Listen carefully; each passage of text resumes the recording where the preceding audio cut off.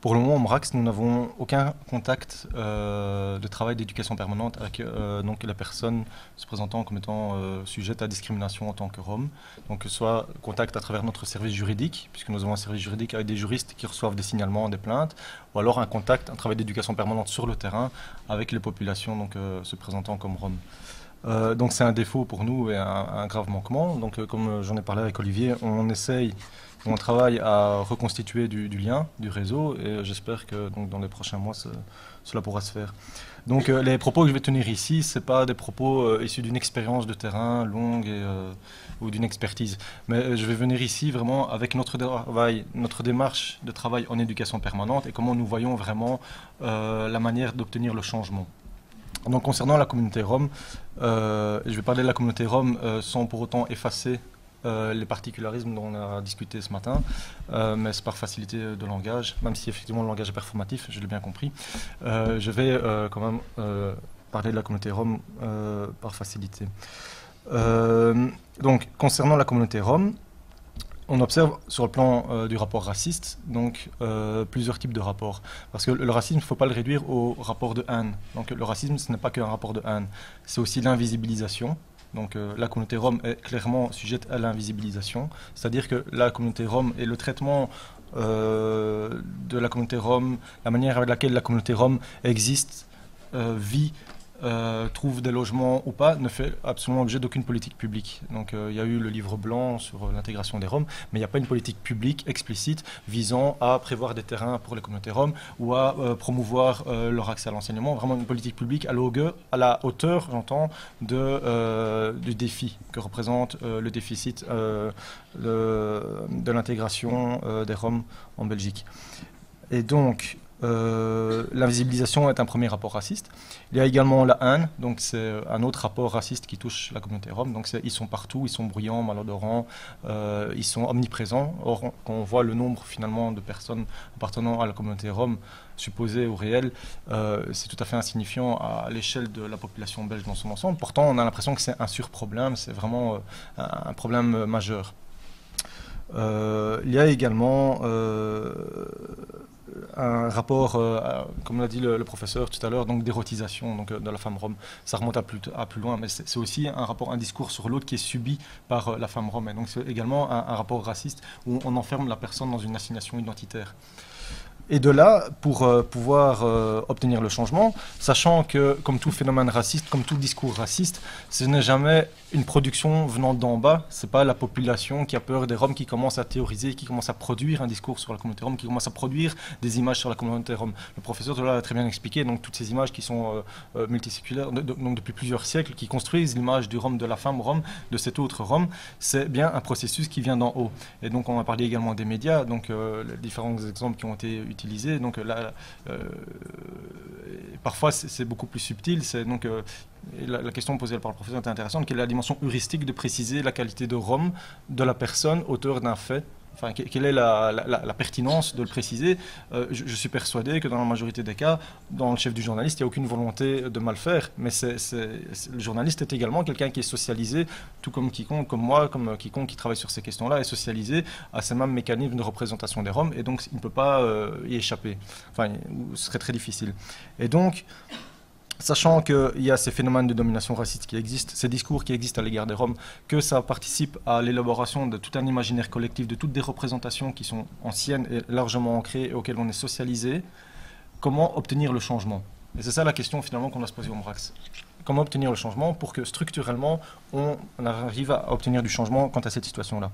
Et donc, d'abord, au MRAX, la première chose qu'on se dit, c'est qu'il faut éviter d'être dans la réaction casuistique, donc pour chaque cas de discrimination, pour chaque cas de... pour chaque problème de terrain qui n'est pas accessible, pour chaque discrimination au logement, à l'emploi, pour chaque manquement quant au souci d'utiliser l'école comme ascenseur social pour les familles, c'est éviter d'être systématiquement dans la réaction et plutôt venir avec un contre-projet. Donc on a un contre-projet de société. Et ce contre-projet de société, on vient avec...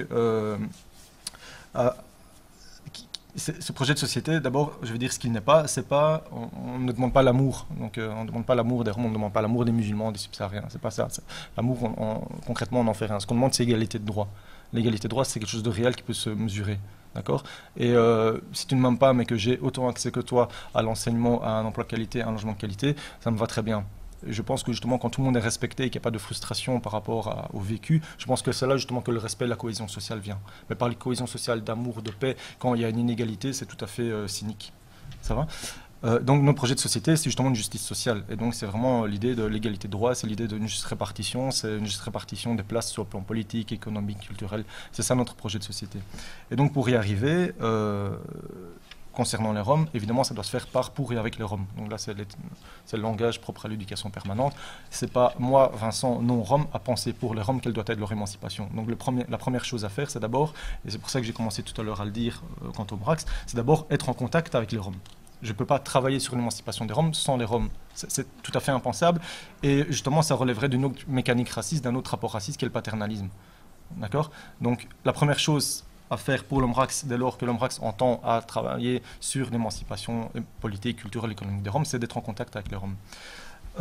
Et donc, l'émancipation, comment on pense, nous, pouvoir y arriver? Donc, on se permet un regard sur les phénomènes de décolonisation.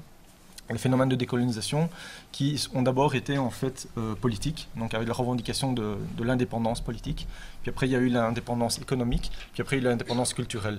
Alors c'est fait à la louche comme ça, mais on peut, en termes de revendication politique, en termes même de présence des partis politiques qui ont existé, qui se sont créés à travers les pays colonisés puis décolonisés, c'est donc d'abord l'identité nationale, politique, l'indépendance, puis après l'économie avec des voies de nationalisation, puis après maintenant on observe, depuis les années 70-80, on observe une quête du retour à soi, donc la quête identitaire, la quête du retour à soi. Et on pense, nous, c'est que justement avoir terminé par ce réinvestissement culturel, cette quête du retour à soi, a compromis la qualité de l'indépendance politique et a compromis également la qualité de l'indépendance économique. Donc pour nous, on pose que, et ce n'est pas nous seuls qui l'inventons, hein, on pose que l'indépendance culturelle doit au minimum, si pas précéder, au moins accompagner parallèlement à l'indépendance politique et économique. Parce que le manque d'indépendance culturelle, on peut le voir à travers les pays post-colonisés, c'est des résidus coloniaux qui restent et qui font que des segments entiers de la société n'ont pas su vraiment promouvoir l'indépendance politique, une réelle indépendance politique à travers le monde, ou une réelle indépendance économique. Et on le voit maintenant avec les phénomènes postcoloniaux. Donc pour nous, c'est notre lecture, c'est vraiment un manquement quant à leur retour à soi, qui ils sont concrètement. Et donc, si on fait une analogie avec le discours antiraciste, c'est que le discours antiraciste ici en Belgique, et même ailleurs, pendant plusieurs décennies, ça a été la lutte pour l'intégration, donc la lutte pour une place. Et donc, c'était, voilà, touche pas à mon pote, et il faut une place pour tous. Mais quel type de place, finalement, a été accordé? Et donc, même si, effectivement, on peut constater que depuis plusieurs décennies, le combat antiraciste qui a été mené avec les thématiques, les approches qui ont été abordées, on peut voir que maintenant, il y a des positions qui sont occupées par certaines personnes qui sont, comme on dit, issus de l'immigration ou issus des groupes racisés. Structurellement, c'est un fait que la domination raciste n'a pas évolué énormément. Donc structurellement, il y a encore une ethnostratification dans l'emploi par segment. Soit certains secteurs professionnels sont tout à fait intouchables pour certains segments de la population, soit certains secteurs professionnels sont abordables, mais jusqu'à une certaine limite, c'est-à-dire qu'il y a un plafond de verre à un certain moment. D'accord? Et donc, le travail que l'on souhaite faire, c'est vraiment réinvestir la culture pour avoir ce préalable pour mener, si pas ce préalable, en tout cas cet accompagnement pour mener la lutte contre la domination économique et politique. Et donc, pour nous, un gage de réussite, c'est vraiment de promouvoir le réinvestissement culturel comme préalable. Je me répète, hein, mais c'est vraiment le cheminement. Je voulais, puisqu'on parle de culture, on en a parlé tout à l'heure, je voulais citer un passage de Aimé Césaire dans son ouvrage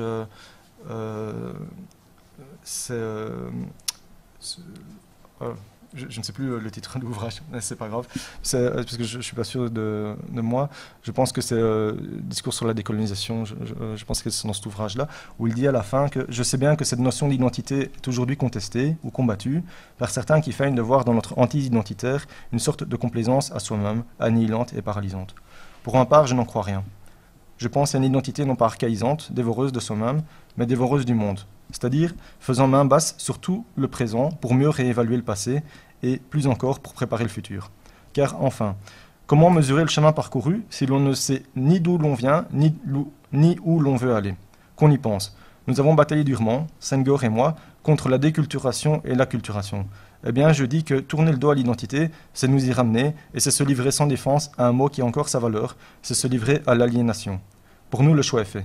Nous sommes de ceux qui refusent d'oublier. Nous sommes de ceux qui refusent l'amnésie, même comme méthode. Il ne s'agit ni d'intégrisme, ni de fondamentalisme, encore moins de puéril nombrilisme.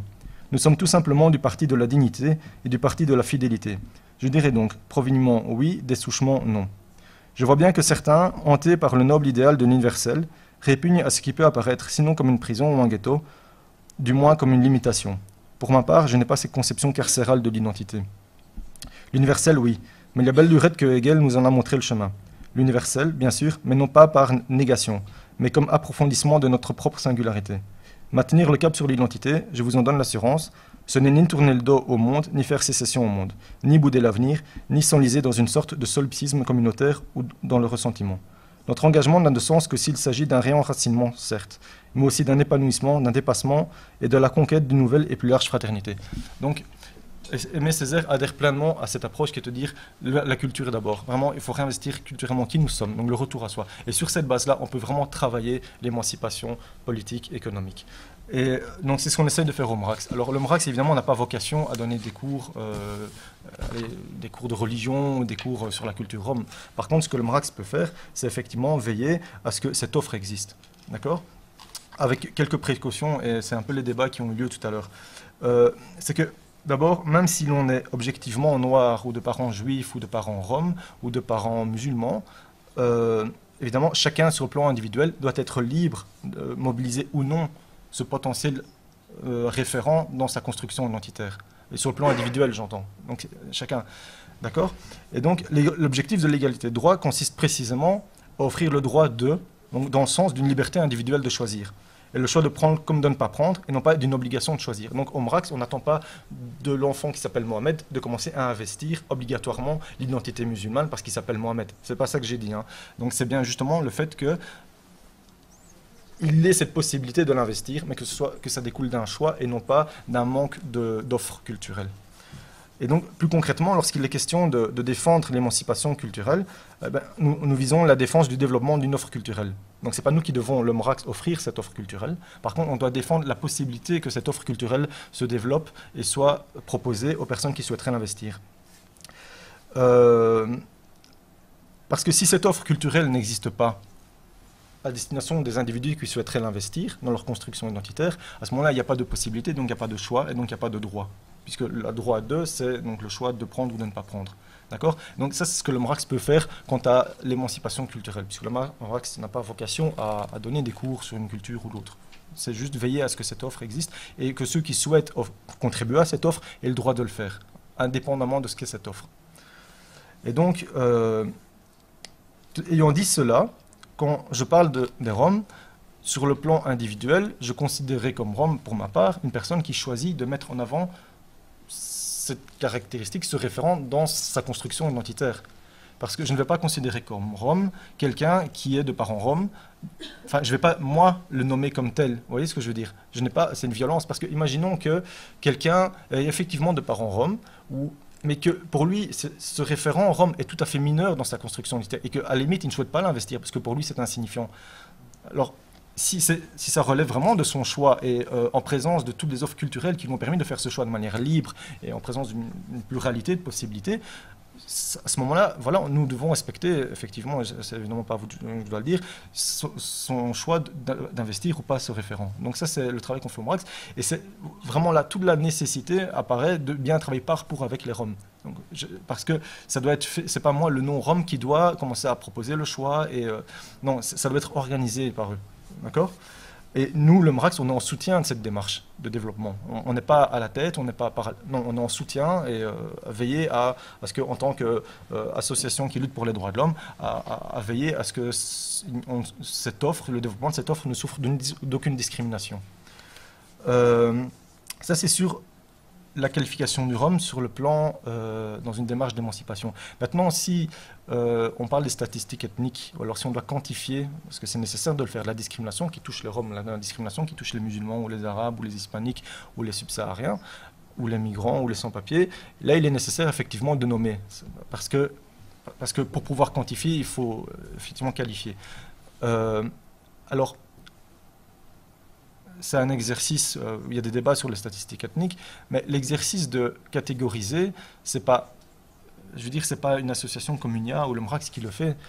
En gros, on fait des statistiques et des chiffres sur des discriminations sur base de critères dont on sait qu'ils sont existants socialement. Vous voyez ce que je veux dire? Donc, on ne va pas faire des statistiques sur les discriminations concernant la longueur du nez parce qu'on sait que c'est insignifiant socialement en termes de discrimination. Donc, on reprend bien les catégories qui sont significatives sur le plan social quand on parle de discrimination.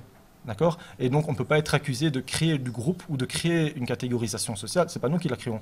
Il y avait un terme qui était utilisé par quelqu'un de l'UPJB. Je trouvais ça intéressant. Il disait c'est pas nous qui collons. Alors, l'analogie est intéressante. Hein. Après, voilà, on peut dire est-ce que c'est pas trop violent. Mais il dit c'est pas nous qui collons l'étoile jaune. Nous, on les compte. D'accord? C'est pas nous qui assignons l'étoile jaune. Nous, on compte les étoiles jaunes. D'accord? Donc, oui, à ce moment-là, la catégorisation sociale est tenir compte des catégorisations sociales est nécessaire, mais ça dépend de ce que l'on en fait. Et dès lors que c'est pour lutter contre la discrimination, passer par une quantification de la discrimination est nécessaire. Et donc, je synthétise, nécessaire d'encourager et de supporter le développement de la conscience culturelle rome, afin que cette offre existe et soit disponible pour les personnes qui souhaitent investir et mobiliser cette référence dans le cadre de leur construction identitaire. Chaque mot est très... vraiment, donc pour ceux qui souhaitent l'investir, il faut le renforcer.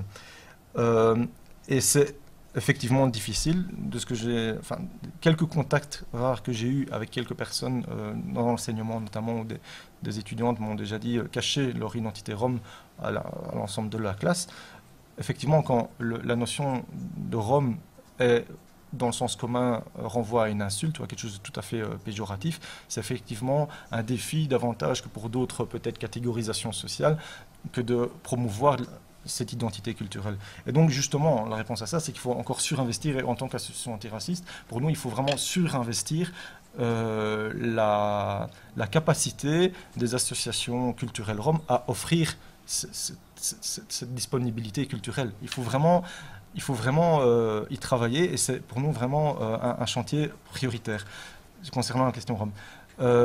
Les communautés LGBT parlent des fiertés gays, donc je pense que c'est vraiment pertinent. Donc la fierté, il faut être fier d'être rome. C'est vraiment ça qu'on doit promouvoir, la fierté rome. Et ça, il faut vraiment l'investir.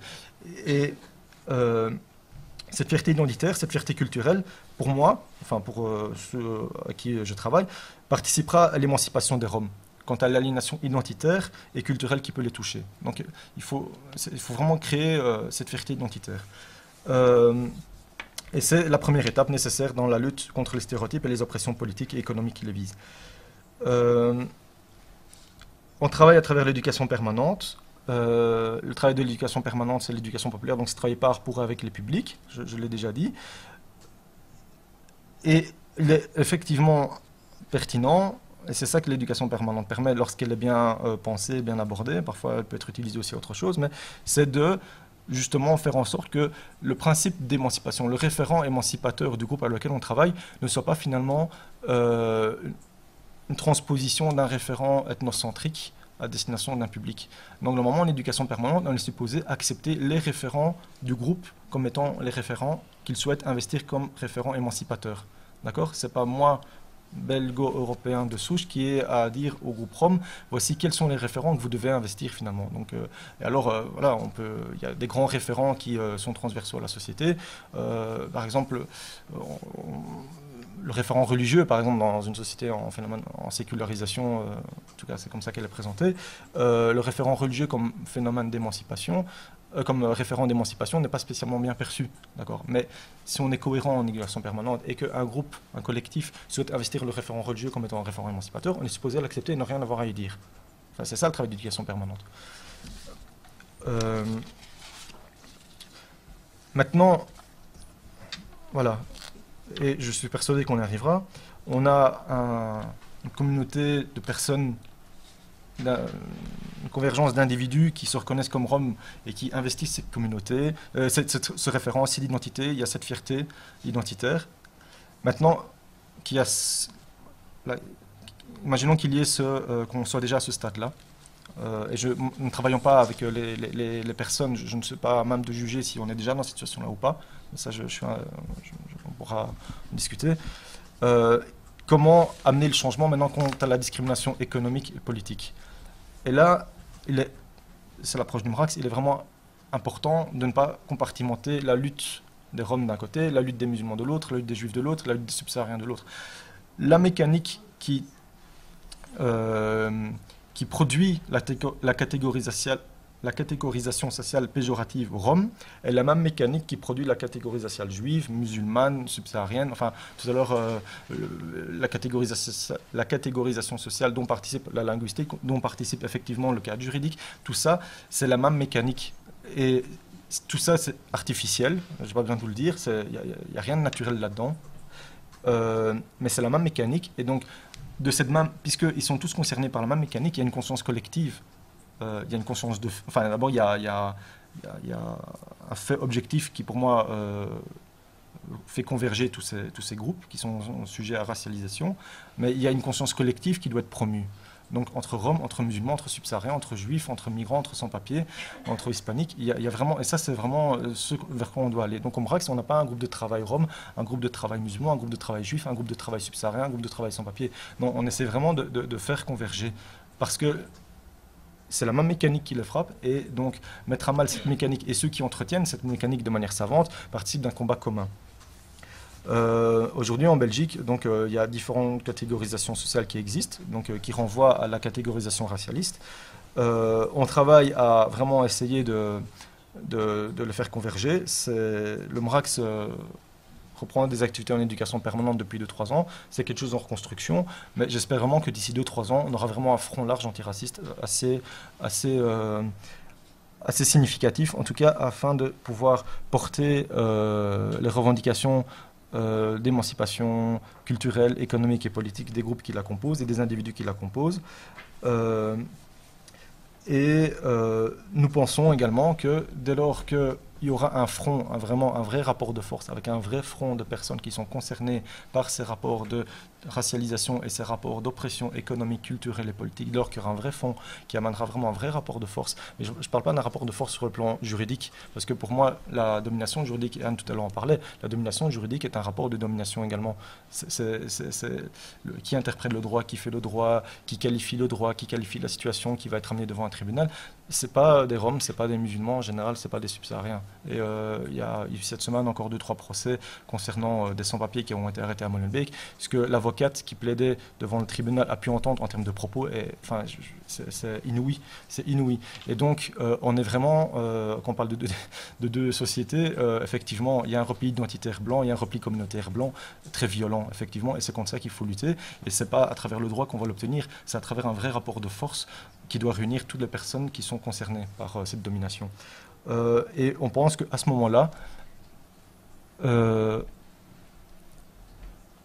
il y aura, on espère en tout cas, une conscientisation de la part des personnes qui contribuent à la production, à la reproduction de ces imaginaires collectifs, puisque c'est ça le sujet finalement aujourd'hui, quant à la responsabilité qu'ils ont à mettre tel titre dans les journaux, à utiliser tel qualificatif Rome pour expliquer un meurtre. Voilà, ou enfin, la question tout à l'heure du professeur sur, tiens finalement, enfin je n'y avais jamais pensé, mais c'est effectivement tout à fait pertinent, la pertinence de qualifier ou de préciser que le terroriste est d'origine sénégalaise ou d'origine marocaine, puisque le phénomène terroriste est finalement transnational, et même la nation, finalement, la nationalité est une construction sociale. Enfin, je veux dire, quelle est la pertinence, quelle est la dimension heuristique de préciser l'origine nationale ou même religieuse finalement de la personne qui a commis ce fait terroriste, sachant que même la dimension religieuse n'est pas à même d'expliquer le phénomène, sachant qu'on a eu des terroristes juifs, on a eu des terroristes catholiques en Irlande du Nord, on a des terroristes bouddhistes, tout ça. Donc voilà, toutes ces choses-là, il faut que les personnes concernées par ces assignations identitaires se fassent respecter concrètement. se fassent respecter, et elles se feront respecter dès lors qu'elles convergeront et qu'elles créeront ce rapport de force à même de se faire respecter. Mais pour ça, il faut vraiment avoir ce retour, cette fierté de soi, cette conscience collective et cette conscience qu'ils doivent lutter pour obtenir l'égalité de droit sur le plan politique, culturel et économique. Voilà. Ça, c'est la manière à laquelle nous travaillons. C'est quelque chose de très long. Ça suppose un réseau de partenaires, en tout cas de travailler avec les populations, avec l'associatif de chacun des différents groupes racialisés. Ça suppose vraiment de faire un travail de très longue haleine. Mais on pense que c'est vraiment la meilleure voie à suivre, en tout cas bien plus que la voie juridique, bien plus que la voie de la sensibilisation. Disons, vous savez, les Roms, ils sont gentils, c'est pas que des voleurs, c'est pas que... Enfin, ça, pour nous, c'est... une campagne de déconstruction des préjugés à l'égard des Roms ou à l'égard des migrants. Si la capacité de cette campagne à pouvoir susciter du changement, pour moi, est tout à fait minime par rapport à la puissance de la socialisation, à la puissance d'un titre, de ce que peut impacter en termes d'effet au sein de la population le titre d'un journal. Comme je me rappelle, le titre du journal de Sud Presse était donc Invasion de migrants, la côte belge menacée. Enfin, je crois que rien que ce titre-là a pu mettre à mal peut-être 50 travails du CIRE, enfin j'exagère peut-être, mais en tout cas a pu mettre à mal 50 travails de sensibilisation. C'est extrêmement puissant, et donc être toujours dans la réaction et courir toujours après remettre des pansements là où il y a eu une nouvelle attaque, c'est vain à mon sens, et il faut être dans le contre-projet. Il faut être vraiment dans un projet populaire, un projet social, et qui est...